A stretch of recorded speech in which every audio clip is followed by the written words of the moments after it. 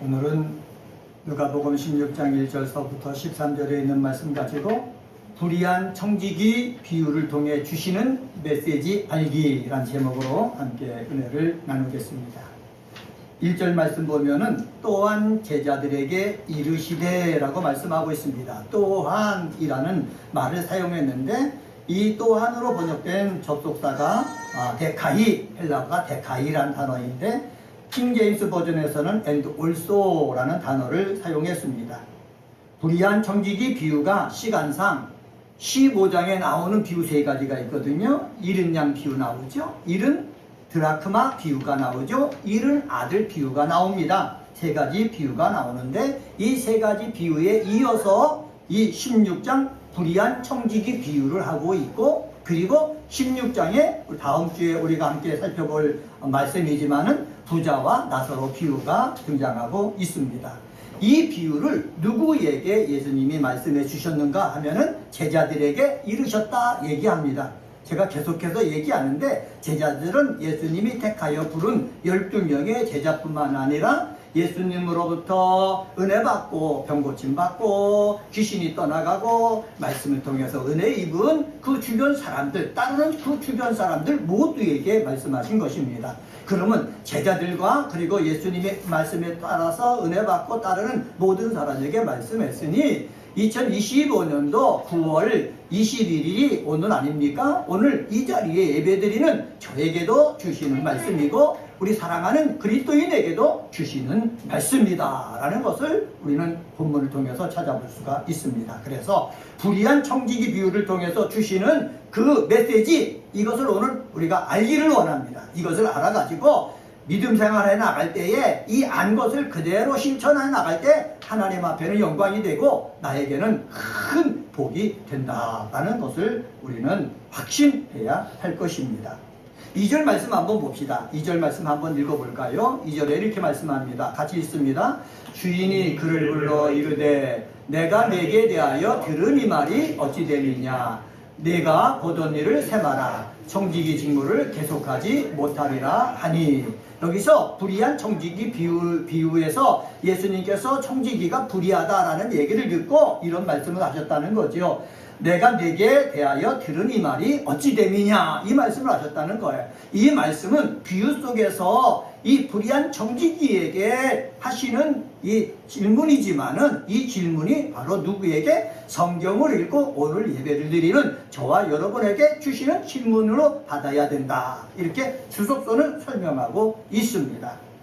마지막 심판날 하나님의 보좌 앞에서 우리는 다 청지기로서 우리가 설 것입니다. 그 쓸 때 내가 어찌하여 이러한 책망을 듣지 않도록 오늘 이 말씀을 듣고 우리 삶에 열심을 내고 또 지혜를 가지고 힘있게 살아가는 저와 여러분이 되어지기를 간절히 소망합니다.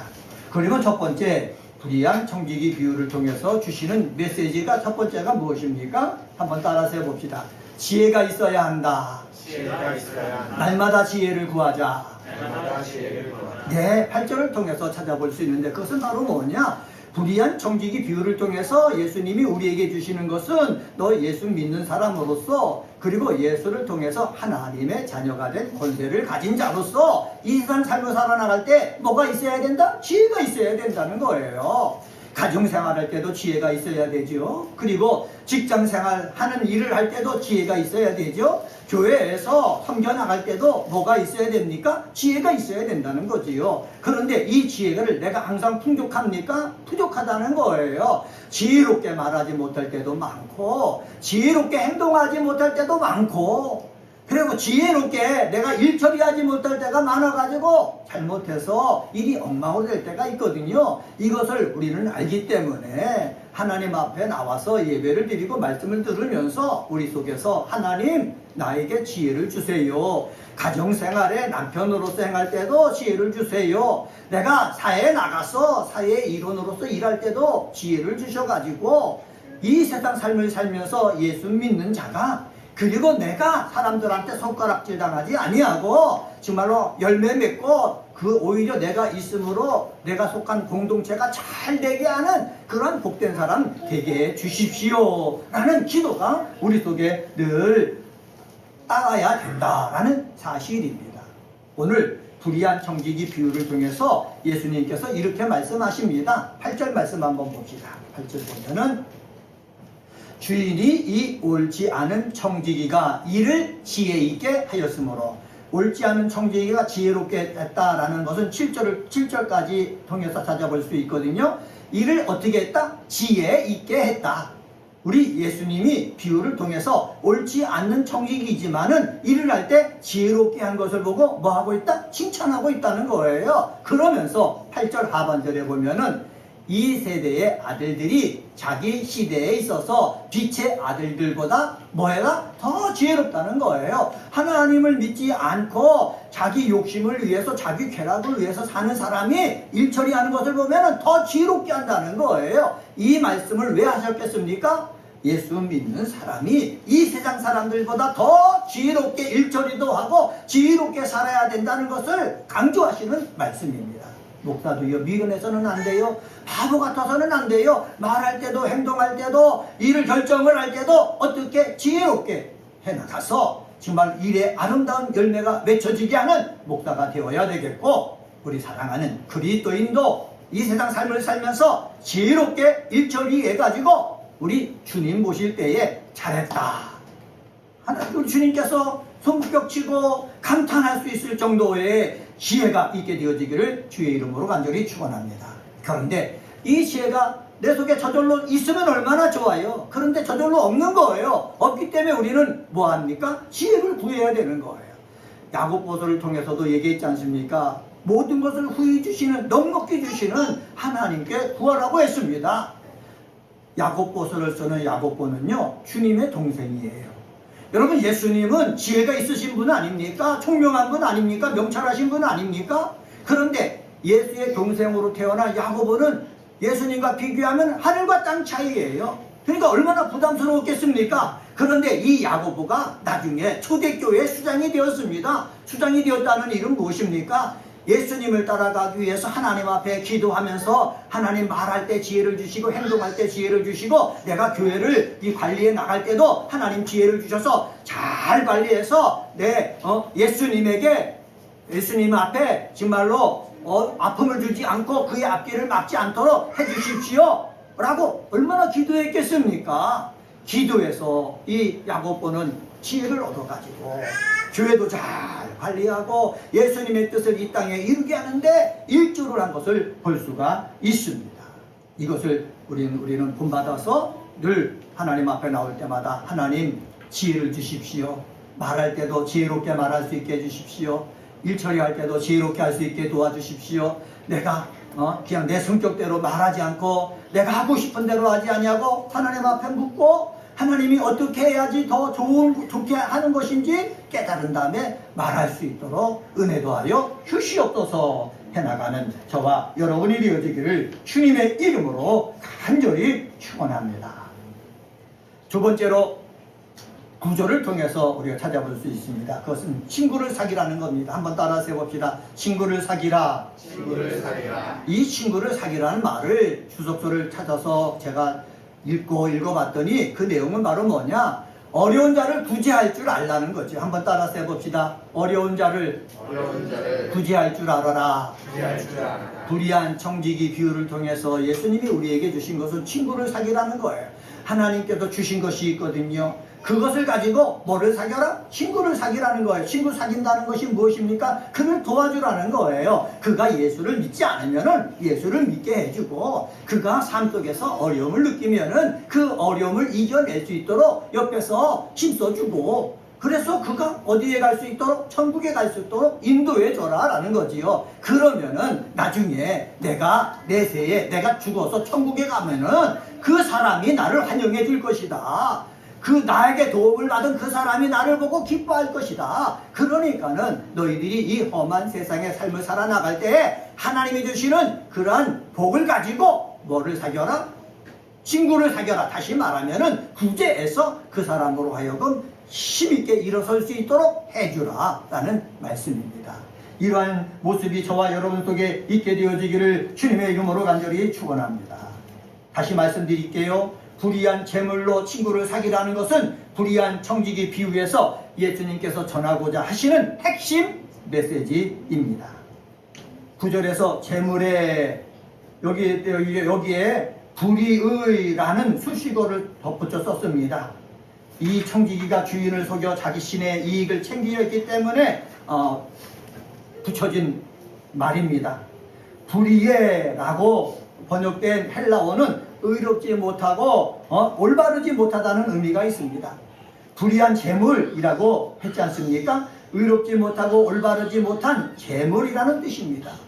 이 의롭지 못하고 올바르지 못한 재물인데 쿰난 전통이나 또한 이런 것을 따져서 이것을 해석해 보면은 세속적인 재물이라는 뜻입니다. 불의한 재물이 무슨 재물이라고요? 세속적인 재물이라는 거예요. 불의한 재물이라고 예수님이 얘기했다고 해서 내가 악한 일을 애갖고 벌은 그 재물이 아니라 이 세상에 속해 있는 그런 재물이라는 뜻을 갖고 불의한 재물이라고 얘기했다라고 성경의 주석서는 기록해 놓고 있습니다. 그리고 이것을 에녹서에도 뭐라고 되어 있느냐?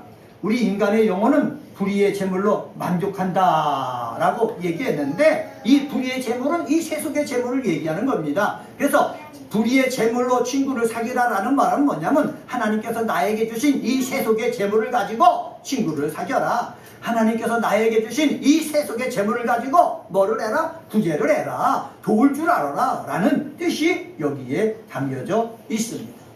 그리고 이것을 더 구체적으로 살펴보면은 한글 개역 개정판 성경에 보면은 한글 개역 개정판 성경에서 번역되지 않은 단어가 있는데 해 아우토이스라는 단어입니다. 해 아우토이스라는 단어는 뭐냐? 너희 스스로를 위하여라는 뜻이 있습니다. 제기적인 뜻을 갖고 있어요. 너희 스스로. 그러니까 너희 스스로 세속적인 재물을 가지고 뭐를 사겨라? 친구를 사겨라 하는 거지요. 구제를 하라라는 거지요. 한번 따라서 해봅시다. 너희 스스로. 다시 한번 너희 스스로. 다시 너희 스스로 자신을 위해서 친구를 사겨라. 너희 스스로 자신을 위해서 친구를 사겨라. 너희 스스로 자신을 위해서 구제를 해라. 어려운 사람을 도와주라 라는 것입니다. 그래서 이것을 갖다가 우리 오늘 들었으니까는 내 스스로 나에게 자꾸 얘기해요. 너 자신을 위해서 너 스스로 어떻게 해요? 구제할 줄 알아라. 친구를 사귈 줄 알아라. 자꾸 얘기해야 되는 것입니다. 왜 그렇습니까? 요즘 세상은 개인 이기주의적인 세상의 삶을 살고 있기 때문에 그래요. 예수를 믿어도 나만 생각하는 것입니다. 예수를 믿어도 내 가족만 생각하는 것입니다. 그렇기 때문에 주변이 어떻게 되든지 상관하지 않는 사람들이 많이 있습니다. 그런데 예수를 믿게 되면은 예수를 믿으면서 생겨난 공동체가 있어요. 가족 공동체가 있죠. 예수를 믿으면서 생겨난 공동체가 있어요. 교회 공동체가 있어요. 예수를 믿으면서 생겨난 공동체가 있어요. 사회 공동체가 있어요. 이 공동체 속에서 내가 어떻게 됩니까? 여기서 내가 섬기면서 여기 속에서 친구를 사귀고 도울 줄 알고 힘이 될 줄 아는 그러한 모습의 삶을 어떻게 해요? 영위해 나가라 라는 것입니다. 우리 스스로 다짐을 해야 돼요. 내 스스로 내 가정에서 내 스스로 내가 속한 교회에서 내 스스로 내가 속한 사회 공동체 속에서 어떻게 해요? 친구를 사귀겠다. 연약한 사람에게 힘이 되어주겠다. 자꾸 날마다 자기 가슴을 치면서 다짐하는 저와 여러분이 되어지기를 주님의 이름으로 간절히 축원합니다. 9절 하반절에 보면은 예수님이 비유 속에서 이런 말씀하셨습니다. 9절 하반절 그리하면 같이 한번 읽어보겠습니다. 그리하면 그 재물이 없어질 때에 그들이 너희를 영주할 처소로 영접하리라. 예수님이 분명히 말씀하셨습니다. 그리하면 그 재물이 없어질 때에 세속의 재물은 없어질 때가 있다는 거예요. 내가 죽으면 없어지는 거예요. 내가 죽으면은요 아무리 많이 이 세상에 쌓아놨어도 내가 가지 못하는 것이 세속의 재물입니다. 이 세속의 재물이 없어질 때에도 그들이 너희를 영주할 처소로 영접하리라 라는 말은 뭐냐? 하나님 나라로 우리를 인도한다는 거예요. 하나님 나라는 예수님이 계십니다. 하나님 나라는 하나님을 믿는 사람이 계십니다. 예? 하나님 나라는 그 믿는 사람이 있기 때문에 내가 가면은요 하나님이 어떻게 해요? 맞아주시는 거예요. 영원한 하나님이 맞아주실 때에 기쁨으로 예수님이 맞아주는 것을 내가 느끼기 위해서는 어떻게 살아야 된다는 것입니까? 내가 남을 구제하면서 도와주면서 살아야 된다는 것입니다.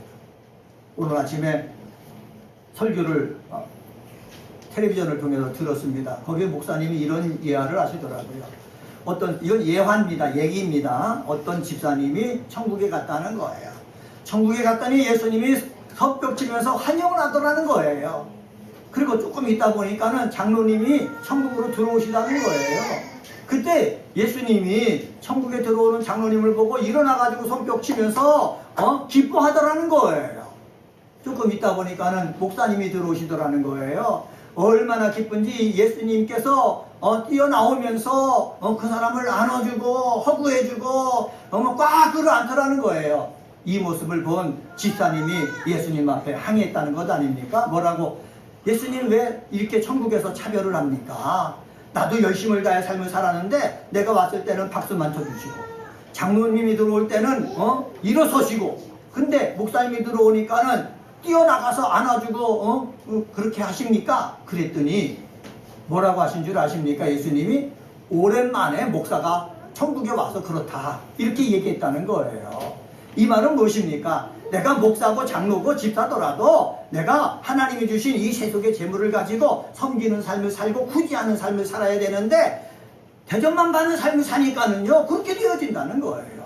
우리는요 대접만 받는 삶이 아니라 내게 있는 것을 가지고 섬기고 구제하고 도우는 삶을 살아서 우리 주님 앞에 갔을 때에 주님이 기뻐 영접하고 그리고 나에게 도움을 받았던 사람이 옆에서 박수 칠 수 있는 그 모습을 구경하는 저와 여러분이 되어지기를 주의 이름으로 간절히 축원합니다.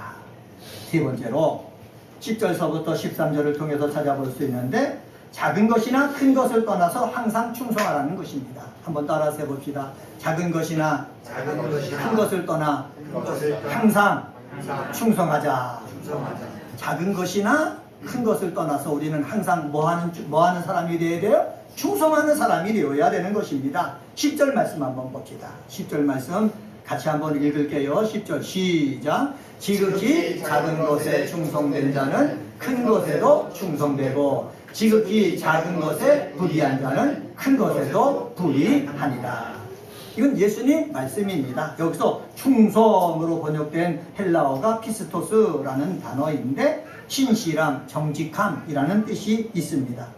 그렇다면 왜 예수께서 재물에 관한 이야기하면서 신구사겨라 라는 이야기로 이끌어내시다가 충성이라는 말씀을 하고 계실까요? 이 모든 이야기는 바로 충성이라는 개념에 집약될 수 있기 때문에 예수님께서 이렇게 불의한 청지기에서 재물에서 그리고 친구사겨라에서 충성이란 단어까지 이끌고 오는 것을 우리는 볼 수가 있습니다. 사랑하는 그리스도 여러분, 올바른 재물관이라는 것은 무엇입니까? 하나님이 주신 것은 누구께? 하나님을 위해서 신실하게 쓰는 것, 이것이 예수 믿는 사람이 가지고 있는 올바른 재물관입니다. 욥도 이렇게 말했습니다. 욥기 1장 21절에서 모든 것을 다 잃어버린 후에 주신 자도 여호와시요 취하신 자도 여호와다 이렇게 고백을 했거든요. 네, 이러한 재물관을 가지고 있으면은 있을 때도 감사하고 없을 때도 감사하는 거예요. 사도 바울은 로마서 11장 36절에서 이렇게 고백을 했습니다. 만물이 주에게서 나오고 주로 말미암아 주로 돌아간다 말씀했습니다. 주님으로부터 나오고 다 주께로 돌아간다는 거예요. 이게 믿음 있는 사람의 신앙 고백입니다. 이러한 신앙 고백을 저와 여러분도 갖게 되어지기를 소망합니다. 그래서 있을 때도 감사하고 없어도 감사하고 있을 때에도요 작은 일이지만 어떻게 충성하고 없을 때에도요 적은 일이라도 충성할 줄 아는 믿음의 사람이 되어야 한다라는 것이 예수님의 말씀입니다. 지극히 작은 것이라고 했다고 그랬지 않습니까? 헬라어를 찾아보니까 엘라키스토라는 단어를 썼는데 최상급을 사용했습니다. 가장 작은 것이라는 의미예요. 가장 작은 것이라는 의미는 바로 어떤 뜻을 담고 있느냐? 무관심하게 지나쳐 버릴 수밖에 없는 일들, 이것을 얘기하고 있어요. 무관심하게 지나쳐 버릴 수 있는 그 일이라도 저와 여러분은 어떻게 해요? 열심히 성실하게 정직하게 해야 된다라는 말씀입니다. 어떤 사람은 그렇습니다. 주님이 어떤 사람에게는 5달란트 맡겨주시고 어떤 사람은 3달란트 주셨는데 나에게는 1달란트밖에 안 줬습니다. 나는 이 1달란트 가지고 그냥 묻어놓겠습니다. 이렇게 해서는 안 된다는 거예요. 1달란트 받았어도 충성해야 되고 3달란트 받았어도 충성해야 되고 5달란트 받았어도 충성해야 되고 많이 받았어도 충성하고 적게 받았어도 충성하는 것이 저와 여러분의 뭐여야 된다? 삶이어야 된다는 거예요. 사람의 세상 살면서 비교하다 보면은 저 사람에게는 왜 물질을 많이 주셨습니까? 저 사람은 왜 하는 일마다 잘 됩니까? 저 사람의 자녀는 왜 이렇게 공부를 잘합니까? 비교해갖고 열등감 속에서 빠져가지고 하나님 앞에 원망하고 불평하는 것보다 안 되는 것 같아 보여도 정말로 작은 일에서부터 충성하고 열심히 성실히 다한다면은 우리 하나님이 뭐 하신다? 기뻐하신다. 하나님께서 좋아하신다라는 말씀입니다. 이러한 하나님이 좋아하시는 작은 일에까지 충성할 수 있는 저와 여러분이 되어지기를 주님의 이름으로 간절히 축원합니다. 오늘은 누가복음 16장 1절서부터 13절에 있는 말씀 가지고 불의한 청지기 비유를 통해 주시는 메시지 알기라는 제목으로 말씀을 전했습니다. 첫 번째 메시지는 뭐라고요? 지혜가 있어야 된다. 그래서 뭐를 구하자? 지혜를 구하자. 우리 자녀에게도 지혜가 필요하니까는 날마다 기도할 때 하나님 내 아들 딸에게 지혜를 주시옵소서 기도하는 저희들이 되어야 한다라는 사실입니다. 그리고 두 번째는 친구를 사귀어야 된다라는 말씀입니다. 친구를 사귀라는 말은 뭐라고 그랬습니까? 어려운 자를 구제할 수 있어야 된다는 거예요. 도움이 되어줄 수 있어야 된다는 거예요. 구체적으로 말로 행동으로 도움이 되는 믿음의 사람 되시기를 예수의 이름으로 부탁을 드립니다. 세 번째는 작은 것이나 큰 것을 떠나서 뭐하자? 충성해야 된다는 것입니다. 아이 저거는 작은 일인데 뭐 저기에 땀을 흘릴 필요가 뭐가 있나? 이렇게 하지 말고 작은 일이어도 열심히 하고 큰 일도 열심히 하고 하나님 보실 때 늘 충성하는 그 모습을 보이는 저와 여러분이 되기를 예수님의 이름으로 간절히 축원합니다. 기도하시겠습니다.